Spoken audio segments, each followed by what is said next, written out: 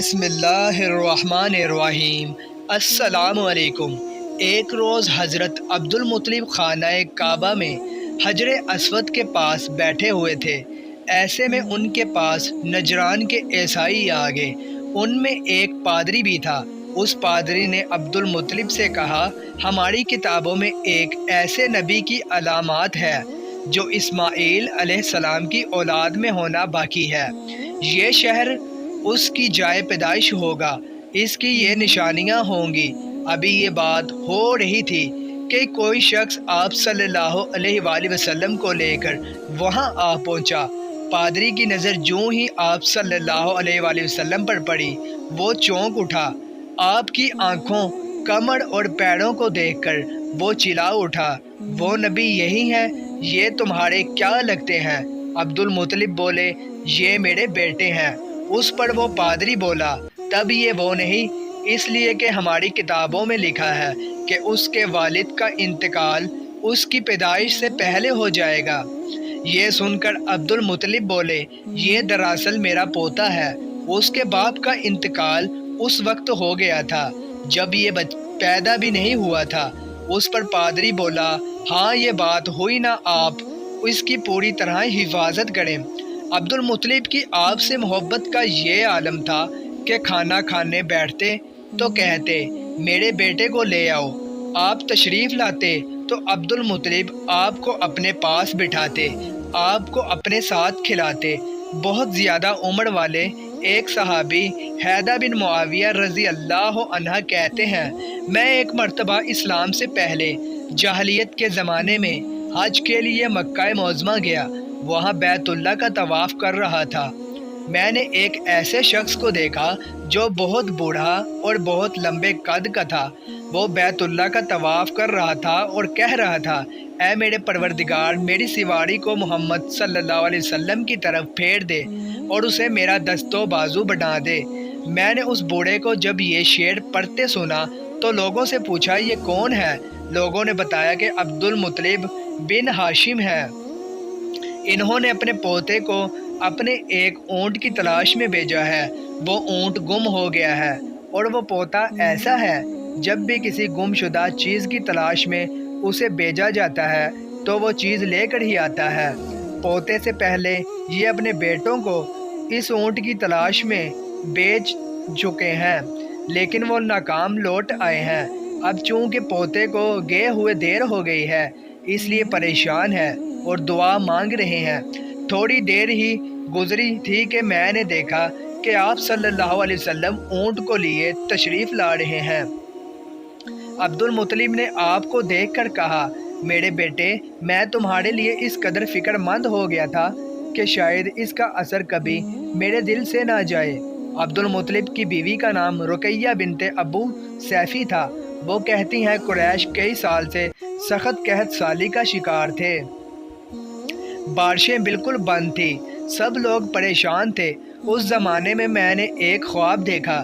کوئی شخص خواب میں کہہ رہا تھا، اے قریش کے لوگو، تم میں سے ایک نبی ظاہر ہونے والا ہے، اس کے ظہور کا وقت آ گیا ہے، اس کے ذریعے تمہیں زندگی ملے گی، یعنی خوب بارشیں ہوں گی، سرسبزی اور شادابی ہوگی۔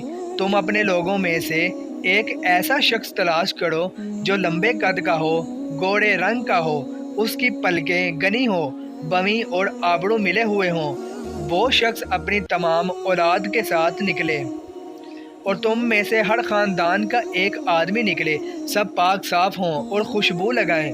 وہ حجر اسود کو بوسہ دے، پھر سب جبل ابو قیس پر چڑھ جائیں۔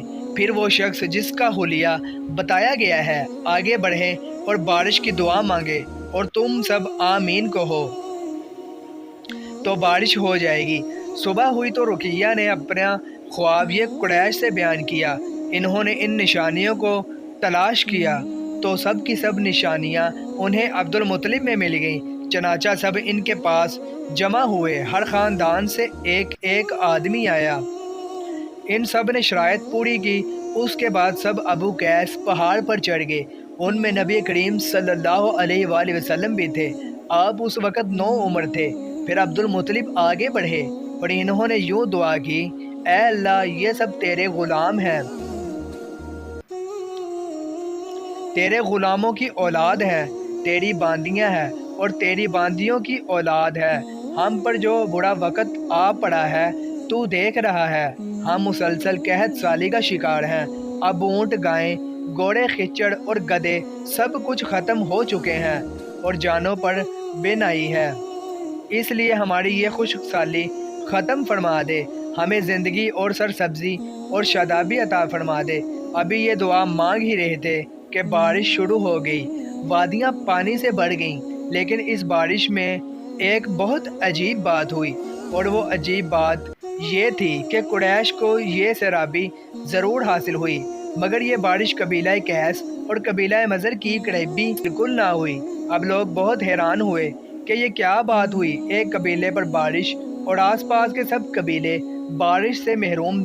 تمام قبیلوں کے سردار جمع ہوئے، اس سلسلے میں بات چیت شروع ہوئی۔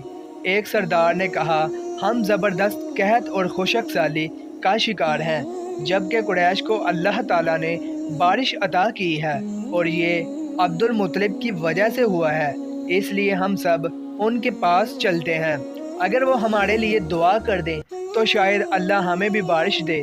یہ مشورہ سب کو پسند آیا، چنانچہ یہ لوگ مکہ معظمہ میں آئے اور عبد المطلب سے ملے، انہیں سلام کیا، پھر ان سے کہا، اے عبد المطلب، ہم کئی سال سے خشک سالی کا شکار ہیں، ہمیں آپ کی برکت کے بارے میں معلوم ہوا ہے، اس لیے مہربانی فرما کر آپ ہمارے لیے بھی دعا کریں، اس لیے کہ اللہ نے آپ کی دعا سے قریش کو بارش عطا کی ہے۔ ان کی بات سن کر عبد المطلب نے کہا، اچھی بات ہے، میں کل میدان عرفات میں آپ لوگوں کے لیے بھی دعا کروں گا۔ دوسرے دن صبح سویرے عبد المطلب میدان عرفات کی طرف روانہ ہوئے، ان کے ساتھ دوسرے لوگوں کے علاوہ ان کے بیٹے اور اللہ کے رسول صلی اللہ علیہ وآلہ وسلم بھی تھے۔ عرفات کے میدان میں عبد المطلب کے لیے ایک کرسی بچائی گئی، وہ اس پر بیٹھ گئے۔ نبی کریم صلی اللہ علیہ وسلم کو انہوں نے گود میں بٹھا لیا، پھر انہوں نے ہاتھ اٹھا کر یوں دعا کی، اے اللہ، چمکنے والی بجلی کے پروردگار اور کڑکنے والی گرج کے مالک، اے ہمارے پالنے والے اور مشکلات کو آسان کرنے والے، یہ قبیلہ قیس اور قبیلہ مضر کے لوگ ہیں، یہ بہت پریشان ہیں، ان کی کمریں جھک گئی ہیں، یہ تجھ سے اپنی لاچاری اور بے کسی کی فریاد کرتے ہیں اور جان و مال کی بربادی کی شکایت کرتے ہیں، پس اے اللہ ان کے لیے خوب برسنے والے بادل بھیج دے اور آسمان سے ان کے لیے رحمت عطا فرماتا کہ ان کی زمینیں سرسبز و شاداب ہو جائیں اور ان کی تکالیف دور ہو جائیں۔ عبد المطلب ابھی یہ دعا کر ہی رہے تھے کہ ایک سیاہ بادل اٹھا، عبد المطلب کی طرف آیا اور اس کے بعد اس کا رخ قبیلہ قیس اور بنو مضر کی بستیوں کی طرف ہو گیا۔ یہ دیکھ کر عبد المطلب نے کہا، اے گروہ قریش اور مضر، جاؤ، تمہیں سرابی حاصل ہو گئی۔ چنانچہ یہ لوگ جب اپنی بستیوں میں پہنچے تو وہاں بارش شروع ہو چکی تھی۔